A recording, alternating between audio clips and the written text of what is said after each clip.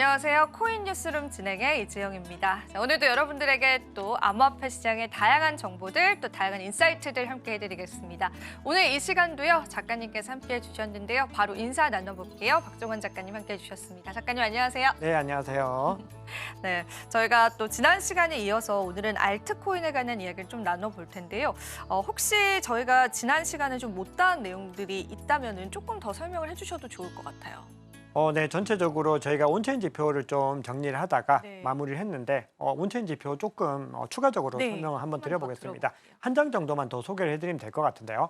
자, 우리가 전체적으로 시장을 바라볼 때 중요한 부분들은 많은 분들이 뭔가 어떤 특정한 호재나 혹은 악재가 나오면은 그 영향들이 시장에 너무나 절대적인 영향을 미칠 것이다라고 생각을 하는데 시장은 그렇게 가지는 않습니다. 늘 어떤 호재든 어떤 악재든 악재를 잘 소화하고 올라가게 되고 호재도 지속력이 생각보다 굉장히 짧습니다. 그래서 이 호재에 의한 소식들은 결국은 한번 반등했다가 오히려 하락하는 추세로 가게 되고 이 호재가 실제로 연결됐을 때 이 펀더멘탈이 받쳐주면서 계속해서 올려줘야 됩니다. 즉 어떤 기능들을 업그레이드했다 그러면은 업그레이드를 했다라는 부분들에 의해서 가격이 한번 상승을 하지만 더 근본적인 상승을 하려면은 이 업그레이드 효과가 나타나야 되는 거죠. 그게 근본적으로 시장의 어떤 상승 동력이 된다. 이렇게 볼 수가 있습니다. 그렇기 때문에 우리가 지금 시장에서는 여러 가지 뉴스들이 전해지지만 그럼에도 가장 중심에 둬야 되는 것은 비트코인의 사이클이 진행 중이라는 겁니다. 결국은 시장은 거기에 모든 포인트들을 찝고 있고 모든 관계자들이 거기를 향하고 있습니다. 즉 너무나 많은 기관들과 너무나 많은 회사들과 그리고 너무나 많은 주체들이 지금 이 강세장에서 어떻게 내가 수익을 얻을까 여기에 방점을 찍고 있기 때문에 우리는 그 흐름들을 잘 따라가야 됩니다. 즉 어떤 악재가 나왔다고 도망을 치거나 이렇게 되면은 훨씬 더 좋은 기회를 놓치게 된다라는 부분들을 기억하시면서 시장의 대응 전략들을 가져가셔야 되는 거죠. 그래서 우리가 봐야 되는 그 중요한 부분들이 바로 사이클에 있습니다. 그래서 이 표 한번 보시면은 제가 지난 시간에 NUP의 지표라고 해서 이 사이클에 대한 표를 한번 보여드렸는데 요 외에도 이제 어떤 중요한 주체들이 얼마나 시장에 많이 들어오는지를 한번 살펴볼 필요가 있는데 기본적으로 단기 보유자들이 시장에 많이 들어온다는 것은 좋은 시그널입니다. 그렇죠. 즉 새로운 수요가 늘어난다는 건데 이 수요들이 장기 보유자들이 매도한 것들을 흡수하기 때문에 그렇습니다. 지금 장기 보유자들은 계속해서 매도한다고 말씀을 드렸고 아주 급격하게 매도하는 것들을 이 단기 보유자들이 아주 잘 매수를 하고 있는데 여기에는 기관들도 들어가지만 개인들도 굉장히 많이 들어가 있습니다. 그래서 우리가 지난 어떤 대세 상승장 정점에 갔을 때 단기 보유자들이 장기 보유자 대비로 어느 정도 비중을 차지했을 때 대세 상승장 정점을 찍고 내려왔었는가 그 부분들을 확인해 보면은 우리가 이 사이클이 어느 정도 왔는지를 확인해 볼 수가 있는데 지난 대세 상승장에서 보면은 대략적으로 3개월 미만으로 보유하고 있었던 단기 보유자들의 비중이 48% 현재 찍히고 있는데 과거 대세 상승장 정점에서는 74%, 85%까지 올라갔습니다. 그만큼 지금 전체적으로 시장이 아직까지 사이클의 정점까지 가기에는 시간이 많이 남아있기 때문에 지금 시점에서 어떤 악재들에 의해서 가격이 많이 조정을 받더라도 그 구간들은 중요하게 바이 더 딥을 통해서 매수 전략을 가져가야 되는 구간이지 패닉 셀링을 하고 이 시장에서 떠나야 될 시간이 아니다라는 부분들을 먼저 강조를 드리고 싶습니다. 네, 좋습니다. 생각보다 시장은 단단하네요. 지금 현재 시점에서는. 단단합니다. 네. 특히나 더 단단해진 것이 트럼프가 임기가 시작되면서 펀더멘탈이 훨씬 더 좋아졌다고 볼 수 있습니다. 네, 그런 부분들 우리 투자자분들이 그래도 어느 정도는 좀 안심하셔도 될 부분일 것 같고요. 그리고 이제 저희가 알트코인 이야기로 좀 넘어가 보도록 할게요. 사실 저는 이더리움 쪽에서의 조정폭이 좀 커서 이게 또 의문점이 많이 들기도 했었거든요. 일단 전반적인 알트코인 시장 좀 작가님에게 한번 이야기 들어볼게요. 네, 그동안에 알트코인이 굉장히 좋은 흐름을 가져갔습니다. 네. 지금 보시면은 알트코인 시즌 인덱스 지수가 90까지 찍었었죠. 11월 중에 90까지 터치를 했었습니다. 굉장히 높은 수준을 보여줬다가 지금 차량 시점 기준 보시면은 90에서 무려 57까지 떨어졌습니다. 이게 FOMC 미팅이 끝난 이후에 바로 제가 캡처한 건데 이 얘기는 비트코인 대비로 알트코인 가격 방어율이 훨씬 더 못하다라는 거죠. 네. 비트코인도 조정을 받는데 알트코인 지수가 더 떨어졌다는 거는 비트코인보다도 더 많이 떨어진 거기 때문에 네. 우리가 투자를 할 때 늘 불확실성이 커졌을 때는 비트코인에 더 집중을 하셔야 된다. 이걸 볼 수가 있습니다. 즉 불확실성에 의한 이슈로 비트코인이 5% 조정을 받으면은 알트코인은 10에서 20% 조정을 받기 때문에 늘 그 관점을 주목하면서 가셔야 되는데 그럼에도 중요한 것은 반대로도 생각할 수 있는 겁니다. 결국은 시장이 반등하게 되면은 비트코인이 5% 상승할 때 알트코인은 10에서 20%또 상승을 하는 겁니다. 그렇기 때문에 우리가 시장이 좀 불확실성이 커질 때는 비트코인을 비롯해서 메이저 알트코인에 좀 더 집중을 하시고 시장이 화랑을 띠게 됐을 때는 오히려 좀 마이너한 알트코인에 비중을 두셔도 되는 그 전략들을 가져가시면은 전체적으로 단기적인 미실현 손실은 최소화하시면서 전체적인 장기적인 추세에서의 수익성들은 또 높이실 수가 있습니다. 그래서 지금 현재 시점은 알트코인들이 조정을 조금 더 받았지만 결국은 남은 기간 동안에 알트코인 랠리가 더 크게 갈 것이다. 이 관점은 여전히 유효합니다. 네, 좋습니다. 아, 그래도 알트코인 조정이 좀 가슴 아프기는 합니다. 가슴 네. 아픕니다. 그래도 비트코인 필두로 해서 좀 잘 지켜주고 있고요. 또 우리가 이 조정이 사실상 얼마나 길어질지 모르잖아요. 좋은 펀더멘탈을 가지고 있기 때문에 긍정적으로 시장 바라보는 시선이 더 많다라는 점에서는 여러분들 그래도 좀 긍정적으로 계속 지켜보면 좋지 않을까 싶어요. 그러면 이제 이더리움 이야기 좀 해볼게요. 이더리움이 현재 상황 어떨까요? 일단 최근에는 이제 조정폭이 좀 5% 이상 깊기는 했었습니다. 네, 이더리움이 조정을 겪었지만 또 다른 알트코인들도 굉장히 많은 조정을 겪었습니다. 이더리움이 상대적으로 방어를 좀 잘했다. 잘해냈고 네. 그리고 그 최근 동안에 이더리움의 상승률이 비트코인 솔라나보다 더 높습니다. 맞다. 그만큼 굉장히 좋은 흐름을 가져갔는데 시장에서는 좀 중요한 포인트로 보는 것들이 결국은 이 코인을 중요한 주체들이 매집해 줘야 되는 게 중요합니다. 맞아요. 그런데 이 이더리움 고래들의 최근 움직임 한번 살펴보면은 가장 큰 규모의 이더리움 고래들이 물량을 많이 매집하는 걸 확인할 수 있습니다. 상대적으로 적은 물량을 가지고 있는 사람들은 좀 적게 매수하는 움직임들을 보였고 개인 투자자들의 유입은 상대적으로 더 적었습니다. 그러면 생각해 보면은 뭔가 고래들이 주도하는 것들은 바람직하지 못하지 않을까 네. 이렇게 생각을 할 수 있는데 이 암호화폐 시장은 오히려 조금 반대 관점입니다. 그래요? 자, 그게 왜 그러냐 하면은 기본적으로 이 핵심적인 주체들이 가격을 견인해 준다는 것은 이렇게 크게 투자하는 투자자들의 신뢰가 높아졌다는 겁니다. 그러면 이 투자자들이 투자를 해서 가격이 견인되면은 그때 개인 투자자들이 들어오는 양상으로 가격이 형성이 되는데 만약에 그 이후에 개인 투자자들이 너무 많이 들어온다. 그러면 또 어김없이 조정을 받는 겁니다. 네. 그렇기 때문에 지금의 어떤 스탠스에서는 기본적으로 굉장히 많은 물량들이 기관을 중심으로 해서 매집이 일어나고 있기 때문에 이더리움의 펀더멘탈의 어떤 측면보다는 거래의 어떤 측면에서 봤을 때 좋은 흐름이다라고 볼 수가 있고 더불어서 지금 블랙락이 계속해서 이더리움을 매집하고 있습니다. 계속해서 이더리움 현물 ETF에 계속 수요들이 들어오면서 블랙락의 매집들이 이어지고 있는데 이런 흐름들이 이어진다는 거는 결국은 결론적으로 이 이더리움에 대한 기관발 수요들이 많이 늘어나고 있다는 것이기 때문에 중장기적으로 봤을 때 이더리움에게는 호재라고 보는 것이 더 맞습니다. 그래서 내년을 기점으로 해서 이더리움이 큰 움직임을 가져갈 것이다. 이런 시장 전망들이 많이 나오고 있는데 그런 움직임들이 나와야지 지난번에도 강조드렸지만 알트코인이 본격적으로 상승할 수 있기 때문에 결국은 그런 움직임이 이어질 것이다라고 여전히 저는 보고 있습니다. 일단은 기관 매집이 많이 일어나고 있다는 거, 특히나 블랙록 쪽에서 많이 사고 있다는 게 좀 눈에 띄는데 그래도 이제 앞서 보여주신 온체인 지표 상으로는 100에서 100K의 고래들은 좀 물량을 줄이는 느낌이 들긴 하거든요. 이게 악재가 되지는 않을까요, 작가님?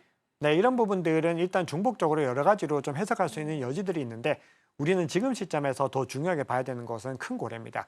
제가 시황에서도 늘 전해드리는 게 CVD 지표라는 게 있습니다. 이 누적된 어떤 흐름들, 현물의 누적된 흐름들을 보는 겁니다. 그래서 이것들이 어느 정도의 어떤 변화들, 즉 매수와 매도세의 어떤 델타값이 어떻게 변하는지를 보는데 다른 주체들은 거의 중요하지 않고 대부분 갈색 고래라고 제가 표현하는 가장 큰 주체, 즉 바이낸스의 가장 큰 손들이 움직일 때 가격이 늘 어김없이 움직입니다. 다른 주체들이 아무리 어떤 걸 해도 네. 사실 가격에 미치는 영향은 굉장히 미미하고 큰 고래가 움직여주면 순식간에 가격이 올라가는 것처럼 지금 시점에서 굉장히 큰 규모의 기관들이 이더리움을 집중하고 있다는 것은 궁극적으로 봤을 때는 좋은 방향성이 맞다라고 생각을 합니다. 그러니까 그래도 정말 큰 고래들은 이더리움 쪽에 관한 전폭적인 또 지지를 하고 있다라고 우리가 좀 이해를 해보면 되겠네요. 네. 그래서 조금 그 흐름들이 실제로 가격으로 반영되기까지의 조금의 시간은 걸릴 수 있겠지만은 그래도 고래들과 기관들의 매집은 결과적으로는 가격으로 반응이 나오긴 하잖아요. 맞습니다. 중장기적으로는 가격으로 연결이 됩니다. 그렇죠. 그러니까 그런 점에서 여러분들이 뭐 단기적인 수익이라기보다는 좀 가치를 믿고 좀 중장기적인 관점에서 지금 시장 좀 좀 바라보셔도 좋지 않을까 싶습니다. 같이 이야기 좀 나눠봤고요. 솔라나 쪽 이야기를 그러면은 작가님 해볼까요? 솔라나가 최근에 부진해가지고 또 리플 쪽이랑도 밀리는 모습까지도 좀 보여주기도 했었는데 이것도 이유가 어떻게 되는 걸까요? 네, 우선은 이더리움 관련해서 제가 좀 빼먹은 얘기가 있어서 네, 한 가지 더 하나만 더 해주세요. 네. 전해드리면은 요거는 이제 아직까지는 루머입니다. 아주 전형적인 루머입니까? 루머인데, 근데 문제는 이제 이렇게 루머를 한 인물 자체가 워낙에 중요한 인물인데, 이 벤크리스라고 하는 이 팟캐스터입니다. 탈중앙화 팟캐스트인데, 굉장히 좀 이 시장에서 영향력이 굉장히 높다고 볼 수 있죠. 라이언 아담스라고 하는 인물이 이렇게 얘기를 합니다. 비트코인을 전략적인 준비 자산으로 가져가는데 이더리움도 포함될 것 같다. 이런 이야기를 하고 있습니다. 어머. 그러면서 지금 중국 대비로 해서 미국이 물량 자체가 적은데 미국이 이더리움까지는 뭔가 점유율을 갖다 더 높여갈 가능성이 있지 않을까. 그렇게 얘기를 하면서 또 이더리움에 대한 기대치가 좀 높아지는데 이건 아직까지 루머 단계이지만 우리가 상상하지 못한 것들이 늘 일어날 수 있다는 전제하에서 일단 알고 계시면 좋을 것 같아서 한번 소개해 드리는 거고요. 지금 솔라나 같은 경우는 단기적으로 가격 조정을 받고 있지만 시장에서 이제 어떤 단기적으로 많이 올랐고 그동안에 굉장히 꾸준하게 상승을 했기 때문에 이 물량들이 좀 나오고 있지만 그럼에도 전체적인 펀더멘탈 상으로는 압도적인 흐름을 가져가고 있습니다. 네. 그래서 모든 어떤 디앱들의 어떤 수익적인 측면들이라든지 수수료적인 측면에서도 그렇고 그리고 각종 펀더멘탈 지표들의 어떤 상향 움직임들도 솔라나에는 다 대부분은 높은 움직임들을 가져가고 있습니다. 그래서 지금 현재 구간은 뭔가 많이 올랐기 때문에 뭔가 조정을 받으면서 응축의 기간을 가져가고 있다고 보는 편이 좋을 것 같습니다. 그래서 이 시간들이 지나고 나면은 다시 한 번 더 이 솔라나가 부활할 가능성이 높다라고 보고 있는데요. 지금 시장에서는 이 솔라나가 단기적으로 좀 부진한 이유 자체에 대해서 펌프다펀이라고 하는 이 민코인 발행 플랫폼에서의 어떤 수수료들이 줄어들고 있다. 이런 이야기들, 즉 민코인에 대한 유행들이 지금 약간은 줄어들고 맞아요. 있다라는 불안감들이 네. 있습니다. 그리고 전체적으로 뭔가 이 솔라나가 민코인에 대한 의존도가 높다. 이런 이야기들이 나오고 있는데 민코인에 대한 부분들은 내년에 2라운드로 돌입할 가능성이 높습니다. 왜요? 어떤 그게 AI 에이전트라고 하는 네. 새로운 내러티브가 만들어지면서 지금 전체적인 기관들이라든지 그리고 시장의 분위기들이 내년에 아주 중요한 흐름으로 AI 에이전트가 떠오르게 될 것이다. 요 이야기들이 나오고 있는데 현재 AI 에이전트는 대부분 민코인입니다. 민코인을 발행을 하는데 뭐 버추얼 같은 프로젝트들인데 스스로 민코인을 갖다 발행할 수 있는 그런 플랫폼들이고 결국은 새로운 차원에서 즉 지금까지 민코인과 다른 AI가 묻어있는 민코인으로 가게 될 가능성이 높다. 이렇게 보고 있는데 보시면은 전체적으로 AI 에이전트 기반의 토큰 점유율을 보시면은 솔라나가 압도적으로 1위입니다. 2위가 베이스이고 3위가 이더리움입니다. 그래서 지금 세 가지 플랫폼이 경쟁을 하고 있는데 여전히 솔라나가 가장 높다는 거죠. 그래서 시장에서는 결국은 이 부대끼는 기간들을 겪고 나면은 솔라나가 내년에도 좋은 흐름을 가져갈 것이다라는 전망들이 더 많이 나오는 거죠. 그래서 기사 한번 찾아보시면은 대부분은 이렇게 가격이 하락하면은 부정적인 기사들이 훨씬 더 많은 게 정상인데 시장에서는 여전히 솔라나에 대한 기대감들이 많이 유지가 되고 있습니다. 그 얘기는 한편으로는 솔라나가 좀 더 하락해야 되겠구나 이런 관점으로도 볼 수 있는데 결국 그만큼 솔라나에 대한 시장의 기대감들 그리고 강력한 펀더멘털은 유지가 되고 있다 이렇게 봐야 될 것 같습니다. 사실 여기서 제가 궁금했던 부분들이 요즘에 진짜 밈코인 쪽에 관해서 약세론들이 좀 많이 나오긴 하더라고요. 그러면은 밈코인 보유하신 분들께서도 이제는 약간 좀 밈코인 쪽으로는 외면을 해봐야 되는 시점인지도 좀 궁금하거든요, 작가님. 민코인의 새로운 흐름을 계속해서 보셔야 됩니다. 그런데 우리가 이미 우량한 입지에 올라선 민코인들은 또 이 민코인에서 벗어나서 도지코인이나 시바이누처럼 새로운 궤적을 또 따라서 갈 수 있습니다. 그래서 뭐 페페 같은 코인들은 이제 완전 새로운 궤도에 좀 갔다 이런 얘기들도 많이 나오고 있는데 그럼에도 민코인들은 다른 유틸리티성이나 아니면은 뭐 메인넷 같은 프로젝트들보다는 훨씬 더 가격 변동성이 큽니다. 그러니까요. 정말 비교할 수 없이 네. 크고 일반적으로 뭐 에이브라든지 이런 디파이 프로토콜을 한번 살펴보시면은 뭐 온도 파이낸스 같은 것도 적용이 되는데 차트 보시면은 대부분 굉장히 좀 정갈하게 잘 올라갑니다. 네. 즉 22평선이나 52평선 지지를 받아가면서 우상향을 그리고 있는데 민코인들은 대부분은 거의 등락이 전체적으로는 수평을 그리면서 아주 등락이 이렇게 움직이는 걸 볼 수 있습니다. 그만큼 이 빠르게 대응해서 트레이딩 관점을 가져가셔야 되는 게 민코인이다라고 볼 수 있고 만약에 그런 대응 전략을 가져가기 힘드신 분들은 기본적으로 펀더멘털이 좋은 프로젝트를 투자하셔야 되는 게 맞습니다. 대부분은 민코인 투자에서 실패할 수밖에 없다는 거죠. 맞아요. 그럼에도 민코인에 대한 이 흐름들은 앞으로도 계속될 겁니다. 그리고 하나의 문화로서 자리 잡았기 때문에 이 흐름들이 올해보다 더 뜨겁게 갈 것인지 그 부분들은 우리가 지켜봐야 되는 부분들이지만 내년에도 이 흐름들이 계속해서 이어질 가능성은 높다. 즉 일정 부분 민코인은 계속해서 점유율을 가져갈 것이다. 이렇게 보는 게 정확할 것 같습니다. 네, 그렇습니다. 민코인을 일단 트레이딩 잘하시는 분들이 조금 접근을 하시는 게 좀 좋지 않을까 그런 생각이 맞습니다. 좀 드는 시점이기도 합니다. 자, 그러면 이제 리플 이야기를 좀 해볼게요. 대망의 리플입니다. RLUSD도 출시가 됐고 거기에 따른 가격 반등도 있긴 했는데 또 지금 모습을 보면 그게 그렇게까지 호재로 반영된 느낌은 아니란 말이에요. 일단 리플 쪽에 관한 이슈들부터 좀 체크를 해볼까요, 작가님? 네, 기본적으로 리플은 지금 현 시점에서는 좀 조정을 받고 있긴 합니다. 자, 그래서 전체적으로 리플에 대해서 가장 호재 소식은 역시 RLUSD를 출시했다라고 하는 부분이죠. 스테이블 코인을 출시를 했고 그 기대감들이 이미 좀 미리 많이 반영이 반영이 됐습니다. 됐다. 이미 일찌감치 좀 많이 반영이 돼서 상승을 했고 그럼에도 불구하고 지금 가격의 방어 능력이 상당히 좋아졌습니다. 네. 예전 같았으면은 뭐 소식 하나 끝나고 나면은 그죠. 이제 말이 안 되는 수준으로 내려가고 시장에서는 또 역시나 리또속이다. 리또속이다. 그렇게 얘기를 이러는데. 하는데 지금은 그때와는 조금 다른 유형을 확실히 갖추고 있다는 걸 볼 수 있고 상대적으로 방어를 잘하고 있는데 우리가 RLUSD가 이제 막 출시됐다는 게 중요합니다. 이 RLUSD가 앞으로 어느 정도의 영향력을 가져갈 수 있는지에 대한 부분들이 중요한데 우리가 이 RLUSD가 성공을 할 수 있을 것인가 없을 것인가 그 부분들에 대해서 고민을 해봤을 때는 성공을 할 가능성이 상당히 높다고 생각을 합니다. 왜냐하면 이미 리플 홀더들이 너무 많습니다. 리플의 발전을 바라는 홀더들이 너무나 많이 있고 기관에서도 뭔가 리플에 대한 입지들이 굉장히 많이 달라져 있고 규제에 대한 이슈들이 해결이 되려고 하는 그런 시점들이기 때문에 RLUSD의 어떤 사용성들이 앞으로 크게 늘어나게 될 텐데 그렇게 되면은 이 XRP의 유동성이 같이 늘어나는 효과들이 나오기 때문에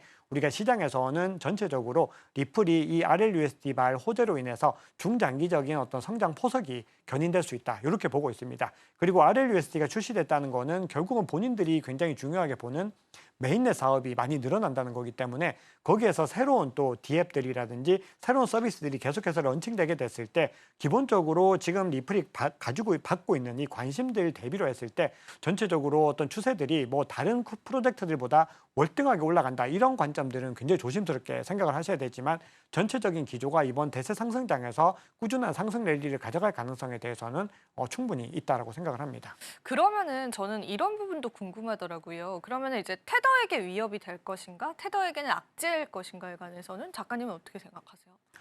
테더와 서로 간의 관계에서는 서로 간의 악재가 될 수 있습니다. 근데 우리가 두 가지 관점을 봐야 되는데 일단은 RLUSD의 목적은 이 테더의 점유율을 뺏어오는 겁니다.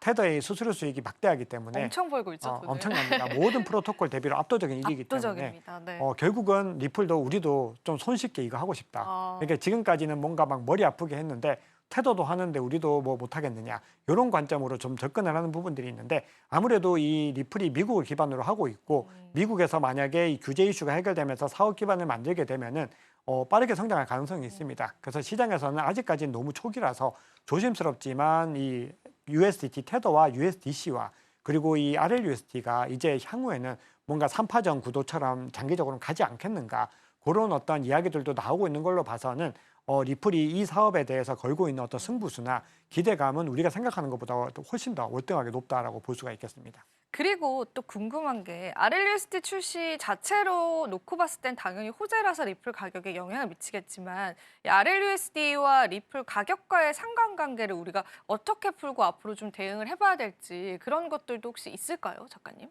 네, 기본적으로 RLUSD를 갖다가 발행을 할 때 XRP가 그 중간재 역할을 한다라고 일단 밝히고 있습니다. 네. 그래서 중간에서 유동성을 공급할 수 있는 역할들을 한다라고 이 리플에서 직접 밝히고 있기 때문에 우리가 RLUSD의 성장이 XRP의 성장으로 연결된다. 이 부분들이 일단은 기본적으로 깔려 있고요. 그리고 RLUSD가 성장한다라고 하는 것은 만약에 우리가 실질적인 그 정도의 기대치만큼의 유동성이나 수요를 확보하지 못하더라도 그럼에도 이 성장세 자체가 그냥 그 자체만으로도 계속해서 이 리플과 XRP에 긍정적인 영향을 줄 수가 있습니다. 그래서 시장에서는 기본적으로는 리플의 이 RLUSD 출시는 중장기적으로 큰 호재다 이렇게 보고 있죠. 네, RLUSD가 드디어 출시가 됐고 또 후에 미국 정부의 선택을 받아서 또 다양한 활용도를 가질 수 있다는 것들도 여러분들 염두를 해두시고요. 테더의 위협이 될 수 있다라고 하는 부분들까지도 우리가 조금 체크를 해보면서 이 암호화폐의 새로운 스테이블 코인의 생태계를 좀 지켜보면 좋을 것 같습니다. 리플이 돈을 많이 벌게 될 수도 있겠습니다, 여러분. 그 부분에 따라서 또 어떤 리플의 방향성 나올지 보면 좋을 것 같고요. 그리고 또 우리가 시장에서 또 기다리고 있는 호재다라고 한다면은 이제 새로운 현물 ETF의 출시. 이제 많이들 기다리고 계시고 실질적으로 많이들 신청을 하고 계시잖아요. 운용사 측에서 뭐 어떻게 진행 사항들이나 뭐 악재나 호재 이런 것들도 있을까요? 네, 요거 또 말씀드리기 전에 제가 또 이렇게 너무 또 얘기하다 보니까 생각난 또 게 생각난 있으세요? 게 또 네. 있는데, 자, 우리가 지금 테더 앞서 앵커님 질문 주셨는데 테더를 발행하는 또 준비금으로서 이것들을 보관하는 가장 중요한 회사가 이제 캔터 피츠제럴드라는 곳입니다. 네. 근데 그 대표가 이제 하워드 루트닉이라고 해서 루트닉. 트럼프의 절친이었고 지금 상무장관을 하고 그렇네요. 있습니다. 네. 그러다 보니까 이런 어떤 권력 구조에서 테더에서 어떤 테더를 도태시키거나 거기다가 이 하워드 루트닉은 테더 이 USDT 테더의 임원진 중에, 그러니까 주주 중에 하나이기도 합니다. 그러다 보니까 우리가 전체적인 구조 자체가 그렇다고 RLUSD가 테더를 갖다가 뭐 굉장히 위협을 가하게 된다, 이런 관점보다는 우리가 지금부터 가져가야 되는 관점은 스테이블 코인 시장이 앞으로 내년에 현재 시점 대비 2배 이상 올라간다라는 것이 지배적인 전망이기 때문에 결국은 다 같이 성장한다라는 부분에 조금 더 주목을 해야 될 것 오히려 같습니다. 그쪽으로. 맞습니다. 그래서 그 중에서 RLUSD도 상당한 수준의 점유율을 가져갈 것이다라는 부분들이 오히려 좀 더 중요하고, 그렇기 때문에 앞으로는 이제 그걸 계속 모니터링 해야 됩니다. 그래서 지금 이건 우리가 아직까지 기대감이기 때문에 이게 앞서 강조드렸지만 이 기대감들이 펀더멘털로 바뀌려면 결국은 성과가 나와야 되는 거기 때문에 그 부분들을 좀 주목하시면서 시장을 모니터링 하셔야 되고요. 질문 주신 ETF 관련해 가지고는 지금 시장에서 우리 비트코인 현물 ETF가 처음 승인됐을 때, 그리고 이더리움 현물 ETF가 갑자기 느닷없이 승인이 느닷없이 됐는데 됐어요. 그때 갑자기 또 그 소식을 전해준 사람들이 같은 사람들입니다. 맞아요. 이 네. 블룸버그의 제임스 제이파트와 에릭 바추나스라고 하는 두 두 사람인데 분은 너무 유명해졌죠. 너무 이제는. 유명합니다. 그죠? 이걸로 전 세계적인 트위터 어떤 스타가 X죠? 됐습니다. X스타 맞습니다. 됐습니다. 엑스스타가 네. 됐습니다. 그래서 시장에서 어떤 소식이 있으면은 이 두 사람을 먼저 주목해야 한다라는 어떤 내러티브가 만들어졌는데, 이 두 사람이 지금 하고 있는 얘기가 기본적으로 솔라나와 이 XRP ETF가 가장 먼저 나올 거라고 시장이 기대하고 있지만 그렇지 않다라고 얘기를 그렇지 합니다. 않다. 그래서 가장 먼저 나오는 거는 비트코인과 이더리움의 결합 상품이 먼저 나올 테고, 그 다음에 나오는 거는 라이트코인이다라고 얘기를 합니다. 라이트코인이요. 라이트코인이 비트코인 하드포크이기 때문에 안정적이다라는 측면에서 그 부분을 꼽고 있고, 두 번째는 헤데라를 꼽고 있습니다.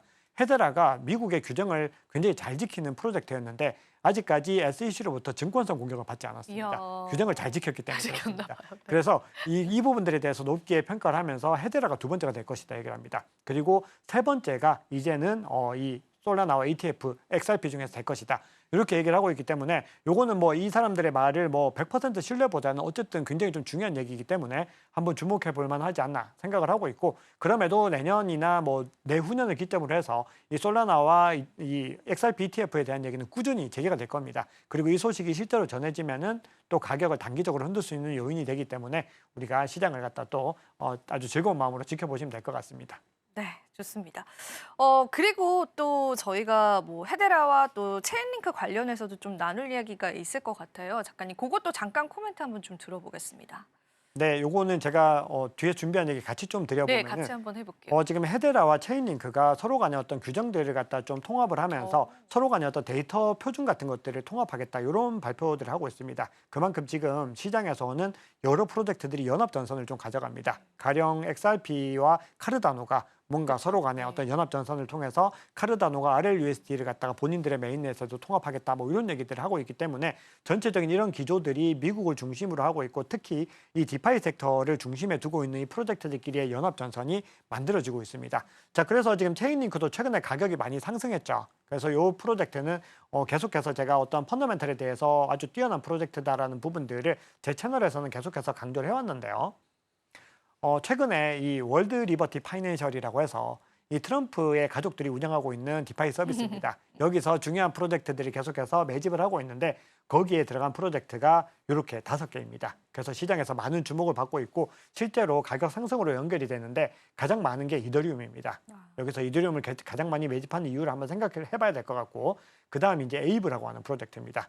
이 프로젝트가 이 랜딩 프로토콜, 즉 대출 프로토콜에서 압도적인 점유율을 가지고 가고 있습니다. 그리고 그 다음이 체인링크입니다. 그만큼 이 디파이를 기반으로 한 상승세들을 견인하고 있다는 걸 볼 수 있죠. 그런데 최근에 또 계속해서 매집하고 있는 종목 중에서 에테나와 온도 파이낸스가 있습니다. 그래서 시장에서는 이 프로젝트들도 지금 월드 리버티 파이낸셜이 매집한 만큼 뭔가 주목을 해야 된다. 이런 내러티브들이 강해지고 있는데 실질적으로 뭔가 펀더멘탈로도 그렇고 내러티브도 굉장히 강한 프로젝트들이기 때문에 시장에서 투자자들의 관심을 좀 많이 받고 있습니다. 그래서 이번 시즌에 어떤 움직임을 보일지 이거는 매수 매도에 대한 추천은 아니고요. 한번 주목해 볼 만한 가치가 있다. 이렇게 생각을 합니다. 네, 코인 뉴스룸 오늘도 여러분들에게 도움 되셨을 시간이기를 바랍니다. 저희는 다음 이 시간에 더 알찬 정보들로 함께하도록 할게요. 오늘도 시청해주신 여러분 고맙습니다.